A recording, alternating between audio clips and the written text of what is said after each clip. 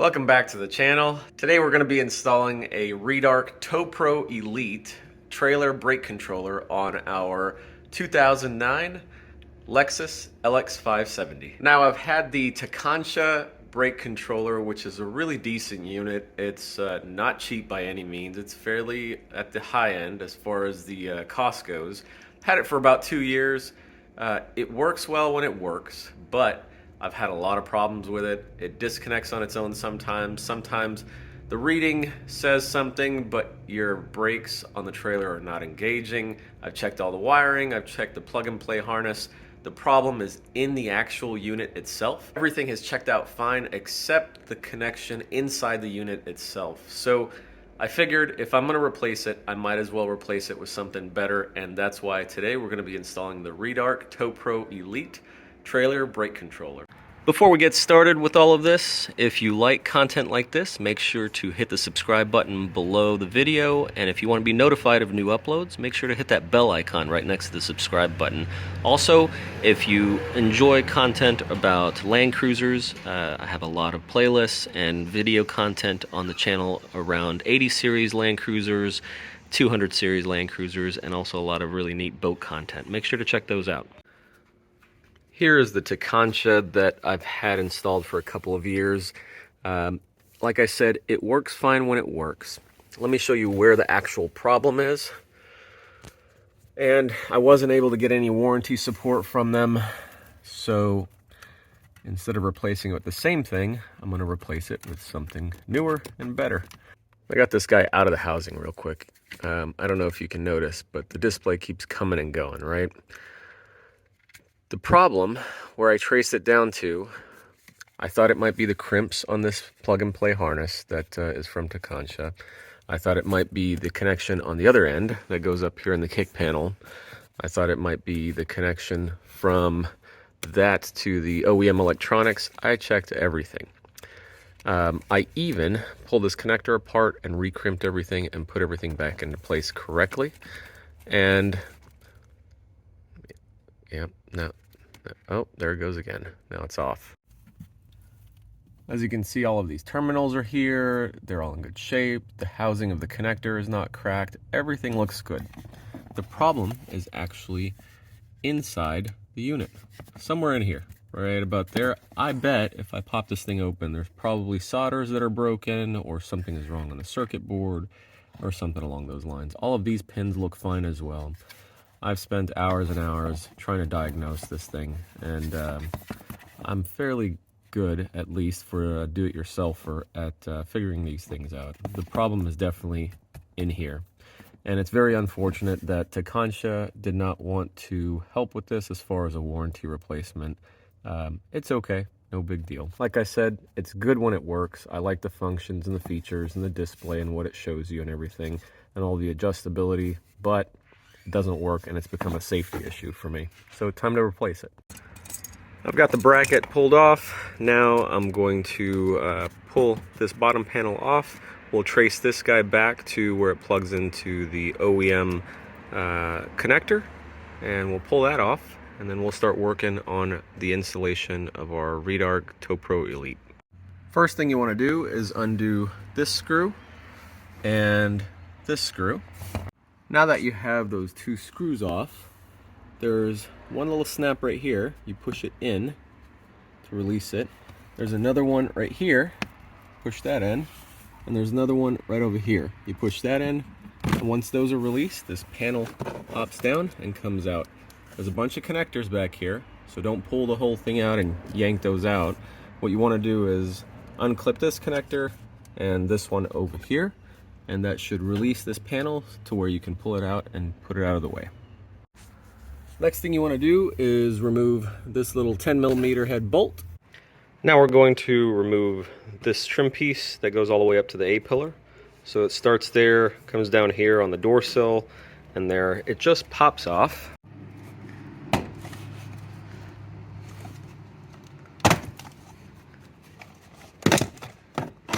See there? And there is a connector underneath here, at least on the Lexus. May not be there on the Toyota Land Cruiser, I'm not sure. And there's the connector right there. you want to make sure to push this clip in right here and disconnect that, and then you'll be able to pull this trim piece all the way out of the vehicle. Now that we've got that out of the way, we have access to this 10mm bolt right here. Let's get that off. Now you've got this little cover right here. You see the two little indentations on either side. Grab a very small flathead screwdriver and you should be able to pop that open. Let's see. There we go. And there's one more 10mm bolt right there. Let's get that one removed. Now that we have that disconnected, you just pull forward and it unclips from the clips that are holding it in place. You see there's 1, 2, 3, there's a few back there. There's 2 more up here. There's some along the side. So just pull gently in different areas and it'll eventually come down. You see you're gonna have all those connectors there, so don't yank too hard there. And then you also have your hood and your gas cap release right here. So just be gentle, don't pull too hard. Now this next step I guess I could have done before. You've got that black plastic nut. You can undo it by hand or you might need a 10mm wrench on that. So undo that one and this whole plastic panel should pop off this way. As you can see there's a blue clip right here. There's a blue clip right there. And there might be another clip behind that guy, but as soon as you undo that, this front portion, you'll be able to snap it out this way and then pull it towards the rear of the truck to get it off the head of that stud coming out right there. Next thing you want to do is remove this trim piece, this section right here. Easiest way to do that is grab this end, unclip it, and be gentle, and the rest will come off as well. There we go. Again, there's connectors behind there, so be gentle. Now, we'll unplug these two. Next thing we're going to do is remove this section, this whole piece right here.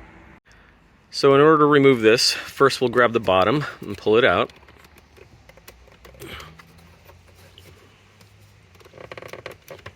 Sorry, I needed both hands. When you pull it out, just be careful that these 2 top clips don't get bent upwards and break. So that's out. We're going to remove this plug and then put this piece out of the way.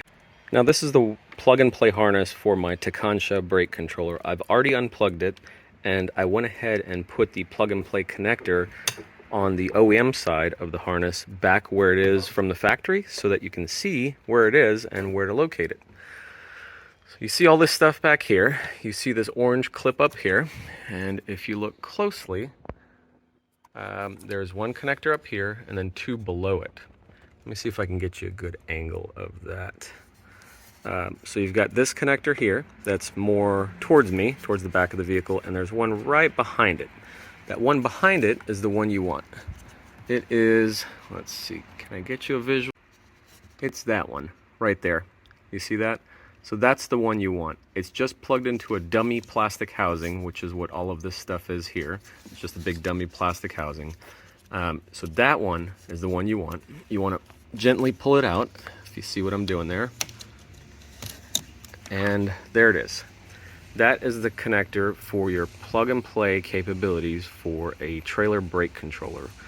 Not every single brake controller has a plug and play harness, but a few of them that do, and have a Toyota Land Cruiser or Tundra specific connector, sometimes a Tacoma specific connector, they'll plug into this guy and they'll work without having to splice, solder, or cut any wires at all. And the advantage to that is you can always put it back to stock and take your brake controller with you to your next vehicle. As you can see, we've got a few components here that I ordered up for my installation. We have the Redarc plug and play harness, which allows us to plug directly into the factory harness, and then on this end directly into the Tow Pro Elite brake controller. We have the switch plate, which will fit into one of our blanks or maybe a different spot on the dash so that we have a nice clean installation and I'm not drilling holes anywhere. And then we've got the brake controller. Let's see what all is in here. Aiden, you want to open that for us? Sure. Thank you. You're welcome.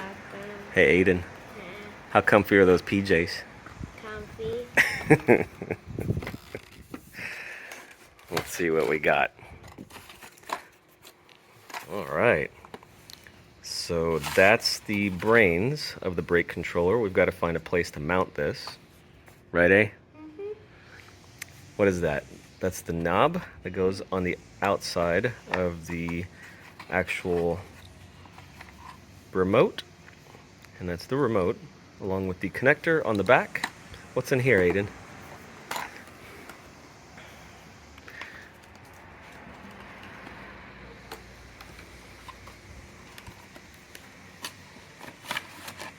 Oh. So since we have the plug and play harness, which is this guy here, we're not going to be using this harness that comes with it. If you don't have a plug and play harness, or if you're installing this on a vehicle that doesn't have a plug and play harness available, this is the harness you're going to be using. This would plug in to the back of the Redarc brake controller control unit, and then you would use these to splice into your factory harness, or potentially have to run it out to the back of the vehicle to a 7-pin connector. In our case, we're not going to be using this. We will, however, be using this connector. This is the one that goes from the control unit to the remote. So that one we will be utilizing, and this is the retainer and the nut that holds all of that in place. So we'll be using this piece. This we'll put back in the box because we won't be using that. And then also this guy here is a dash plate that you can use that comes with the Tow Pro Elite.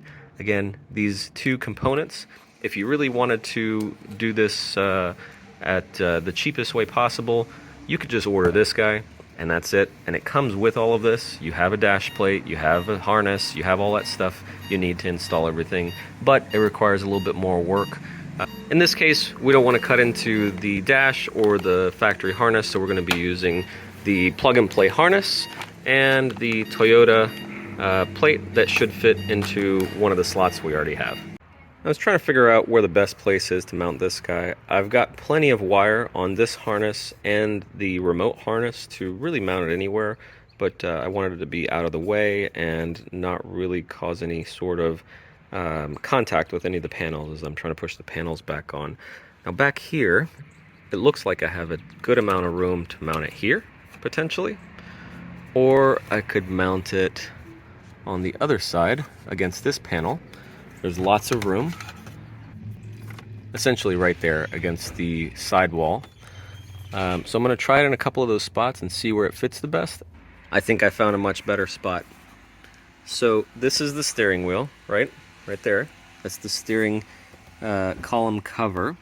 And right here, we've got this set of brackets. This is part of the dash support right here. This is the cover for the lower airbag. That's the lower airbag unit right there. But this steel piece right here, I think would be perfect. And I lowered and raised the steering wheel all the way to see how low this comes. And it doesn't really come lower than it is right now. And if I can fit this right here, got lots of space there if you can see, and use zip ties to go through these top holes, these bottom holes, and wrap it around this steel bar. That way I can point this side of the controller over to the passenger side where that wire will need to come over here and connect to that harness that we have, that one there. And then also the other end, this end, can be pointed towards the right side where we will probably put the switch somewhere here, maybe. I'm not sure where to put that yet, but I think that's where I'm going to put it. So I'm going to zip tie that guy here. I don't know how well you can see that. I'm pretty happy with that. That is perfect. I'm pushing it around, but normally this thing shouldn't move. I got the extra pieces of the zip ties. I'm going to use my flush cuts to cut those. Zip ties are cut flush. That is really good. So now I'm going to plug this side in, get it plugged into the OEM connector. We've got the plug and play harness connected to the Redarc box. And if you notice, we have a lot of extra length that we don't need. So I'm going to loop it up, make maybe 2 loops, zip tie that off so it stays put, and then put it back behind there. There's a ton of empty space. Let me show you where it ended up. So that is is I zip tied it here after looping it, and it left just enough length to connect to the OEM connector right there. I'm just going to tuck that back in there, and that's it. So that is that side. No splicing, just the connector. Really good location for the Redarc, and now we're going to figure out where to put the remote. So the best place I can see to put it, I don't want to cut any holes in any of the switch panels on this side. The best place I can see to put it is in one of these spots, but I don't have a blank. They all have a button in place. That's the center differential lock, which I don't use often, but I do want it available. Power rear door off and RSCA off. RSCA is the roll sensing curtain airbags. I don't even know why you would want to turn that off. Lexus, why do you even put that button in here? Maybe for off-roading if you're tilting. I don't know. Anyway, I'm not going to remove that. I'm not going to remove that. I'm not going to remove that. I don't ever care to turn off traction control. If I'm in 4 low, it's off anyway. I think. I'm not 100% sure, but anyway, I've never had any desire to push this button. And this one I would remove, but I don't know if removing that is going to cause any sort of malfunction with the airbags, with the button not being connected, and that's a safety issue, so I'm not touching that one. I'm going to remove this guy here. I'm going to keep it in my box of spare parts for this vehicle, and if we ever sell it, it's going to go right back in place and the Redarc is going to come off. What we want to do is disconnect this connector here and then pull the button out from the front. That connector is off, and I undid the 2 clips there, and it comes right out of the front.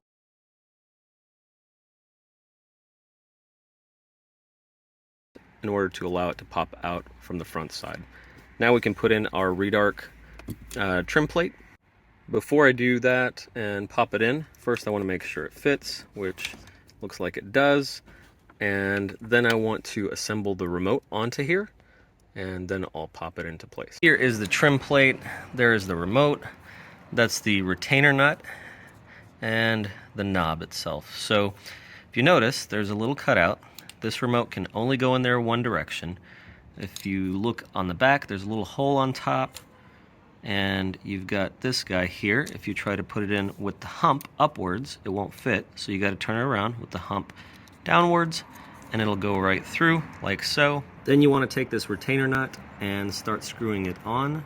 Goes on this direction, and you want to tighten it up, just hand tight. Now that that's on, the only thing left is to put our knob on. Before we put our knob on, we want to make sure that this metal knob sticking out turns freely. So turn it back, turn it forth, and make sure it does turn lock to lock without binding up.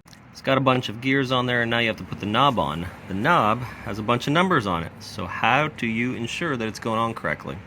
So what I do is turn it all the way to the left or to the right. In my case, I'm going to turn it all the way to the left, this way. Then take the knob, find the 0 right there. Make sure the 0 is top dead center, and then put it on like so. Now you should be able to turn it all the way to the right, and it'll end up with 10 at the top. There you go. That's how you get it lined up correctly. Now we should be ready to get this placed onto the vehicle. Before I pop this knob into the switch into the blank, I'm going to connect the harness to the Redarc controller and figure out where I need to loop it and secure it, and how much slack I need to leave to connect to this. Then I'll pop this in, get it connected, we'll start pushing these panels back onto the vehicle. Got that tied off, now we're going to find a place to secure it. Now we've got our switch plate pushed in, everything's installed, harness is connected. I went ahead and looped that behind this support and zip tied it to it so it's nice and firm. It's not going to go anywhere. Now we're going to work on one by one reassembling our panels, putting them back into place. We're going to do it all in reverse order. First, this guy goes back in. Next, we're going to put this one back in. Before we put this panel back on, if you notice, there is one ground wire coming off of that plug and play harness that we need to put somewhere. I'm going to put it on the back of this bolt. So I'm going to remove this 10mm bolt that holds this support piece for the dash. It does attach to the chassis, and it has clean metal underneath. No paint, you see that? So I'm going to pull this off, put this underneath it, and then put the bolt back on. Then we'll put this piece back in place. That is grounded now. I am going to loop this up, zip tie it, and secure it underneath. to another harness so that it doesn't pop down at any point. Now you want to line up as many of these tabs as you can. That way you don't break them off when you're trying to push it back into place. Don't shove or push. They're all going to slide into place, and once they do, then you can just tap gently to clip them in. That is in place. Now we're going to take these connectors, plug them back in here and here, and then work on attaching this panel back. Now that all of these bits are on, the bottom panel is on, this kick panel cover is on, we've put all the hardware back on, all of the bolts and everything are back in place. Last thing we need to do is put this trim piece back. Now you've got yourself a factory install looking brake controller, out of the way, works fantastic. There's also a couple of other Redarc brake controllers that are not quite as expensive. Make sure to do your research, buy the one that's right for you. This is the one that I wanted to go with. I'll do a follow-up video to this one on how to configure it and everything, but you should be able to get all that out of the instruction manual. Make sure to set it up correctly for your particular trailer, get it calibrated and everything for the safest usage. In the meantime, I hope this video was helpful for you guys. Love y'all, and see you next time.